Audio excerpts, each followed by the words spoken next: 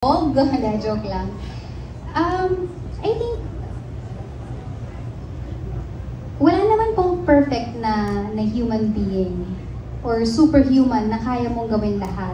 It's really just a matter of knowing what you can and cannot do.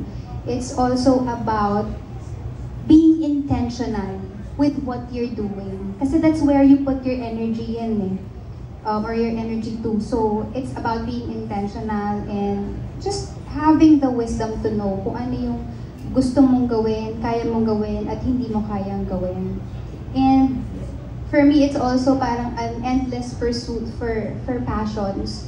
And you know, parang minsan dun sa journey ng buhay ko, may mga bagay akong nadidiskubre na hindi ko inaakala that would turn into, you know, a passion. And that is something that like I would pursue.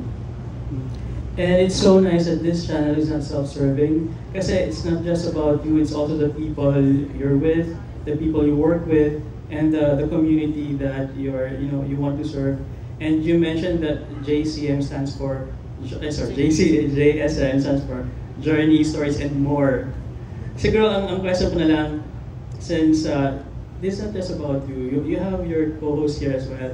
Can you share a story? Paano mo parang pinili sila as your co-host for one of your episodes or shows? Dami-dami na tayo. O bakit ang dami naman? Bakit sila? Parang ayaw naman. Wala, hindi ko din alam. Bakit sila? We actually had, you know, parang a meeting na, kasi originally, hindi siya, parang hindi siya, oh, what if parang akong newscaster doon, tapos may mga nagpa-flash na mga good news sa screen. Yung ganun nga, yung very reporter type, kasi what we're reporting naman, mga good news to. So, gawin nating news desk. Yun yung original plan for Let's Drink to That. And then they said, but Jules, yung isang show mo is ikaw lang yun nandun sa Live Light. And then ikaw lang din yung nandoon sa JSM Travel and Tours. Tapos ikaw pa rin yung nandun sa, parang dapat yata kahit papano mayroong variation, di ba? Na hindi naman puro ikaw lang. And then they suggested na, what if, Let's Drink to That, magkaroon ka ng co-hosts. Sabi ko, okay. Sabi ko, meron kayang willing or gusto na maging part ng Let's Drink to That, considering na hindi pa naman kami big production, parang kumbaga sa business, start-up pa lang kami.